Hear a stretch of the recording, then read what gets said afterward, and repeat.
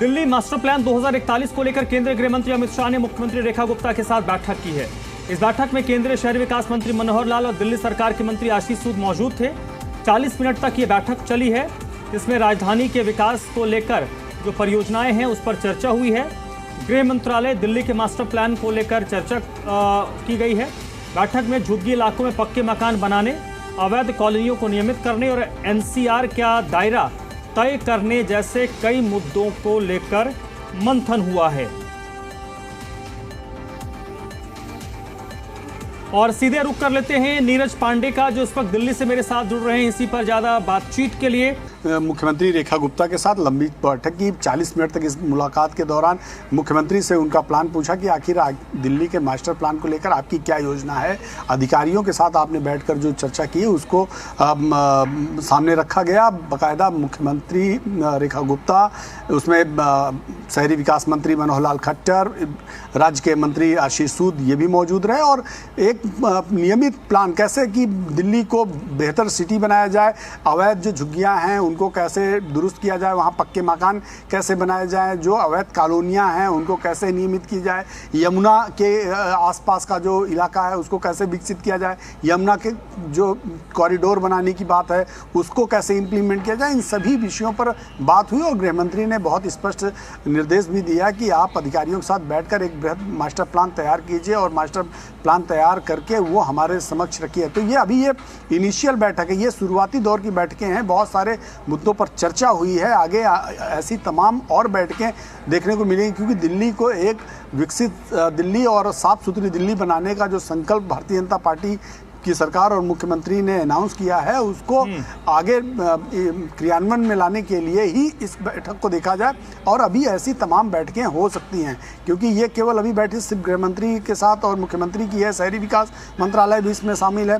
तो basically plan ये है कि भारत सरकार के सहयोग से दिल्ली की जो तमाम ऐसी झुग्गी बस्तियाँ, तमाम ऐसे इलाके हैं जो कहीं ना कहीं गंदगी है, जहाँ पे सुविधाएं नहीं हैं, उनको कैसे रिमूव वहाँ से किया जाए और वहाँ पर पक्के मकान बनाकर जो वहाँ पर लोग रह रहे हैं उनको विस्थापित किया जाए और उनके लिए अच्छी व्यवस्थाएं दी जाए, नाली, पानी, इसके अलावा टाइम से बिजली, तमाम ऐसी सुख सुविधाएं, तो हाइजीनिक, ये सारी चीज़ों, ये सारी क्रियान्वयन के लिए ही ये बैठक हो रही थी। जी नीरज, एक महत्वपूर्ण तथ्य ये भी है कि दिल्ली में रेखा सरकार जिस तरीके से पिछले 4 साढ़े 4 महीने में काम कर रही है, लोग ये कहते हैं कि रेखा सरकार और भारतीय जनता पार्टी की जो सरकार है वो लोगों को प्लीज़ नहीं कर रही। वो जो जख्म है उसको ढक नहीं रही, जख्म का इलाज कर रही है। मसलन अगर हम बात करें पर्यावरण को लेकर जो समस्या है उसमें वाहनों का एक बड़ी दिक्कत थी, उस पर एक फैसला लिया गया, हालांकि बाद में उसको रोल बैक किया गया। झुग्गी झोपड़ियां जो एक बड़े वोट बैंक के तौर पर रही हैं उन पर हाथ डालने से पूर्व की सरकारों ने हमेशा परहेज किया, लेकिन ये सरकार उस पर भी लगातार काम कर रही है, एक्शन ले रही है। तो सरकार दिल्ली में भारतीय जनता पार्टी और गृह मंत्रालय को ये लगता है कि जब तक हम समस्या को एड्रेस नहीं करेंगे तब तक हम विकसित दिल्ली नहीं बना पाएंगे। आप समस्या को पहले स्वीकार कीजिए, फिर उसका इलाज कीजिए, फिर उस पर काम कीजिए। संभवतः ये रोड मैप है दिल्ली सरकार का और केंद्रीय गृह मंत्रालय का। देखिए, इसमें कोई शक नहीं है कि यदि आप किसी मर्ज का इलाज नहीं करेंगे तो ठीक नहीं होगा, वो लगातार बढ़ता जाएगा। कब तक उसको आप ढकते जाएंगे? दिल्ली देश की राजधानी है, कब तक आप यहाँ की सरकारी ज़मीनों पर अवैध कब्जा होने देंगे और सिर्फ वोट बैंक के लिए उनके साथ उनको हटाएंगे नहीं या उनके खिलाफ कार्रवाई नहीं करेंगे? और ऐसे बहुत सारे लोग, जैसे सरकार ने खुद कहा कि ऐसे बहुत सारे लोग हैं जिनको पक्के मकान अलॉट किए जा चुके हैं, लेकिन बावजूद वो एक नई झुग्गी डाल ले रहे हैं, एक नई सरकारी जगह में कब्जा कर।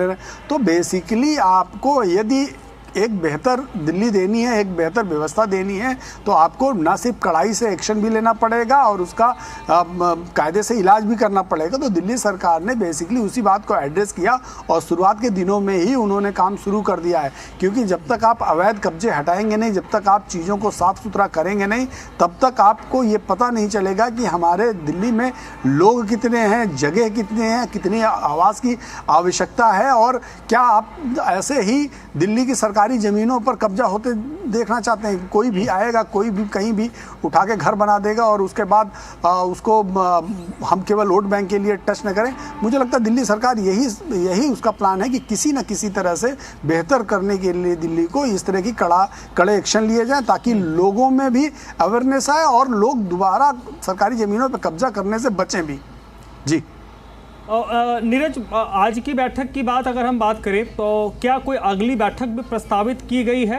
क्योंकि हम ये देखते हैं कि इस तरीके की बैठकें जो हैं वो अनवरत चलती रहती हैं और ये ऐसा भी नहीं कि पहली बार रेखा गुप्ता और गृह मंत्री के साथ बैठक हुई है या फिर शहरी विकास मंत्री मनोहर लाल के साथ बैठक हुई है। तो क्या अभी कोई डेट और फिक्स किया गया कि निकट भविष्य में ऐसी बैठकें होंगी?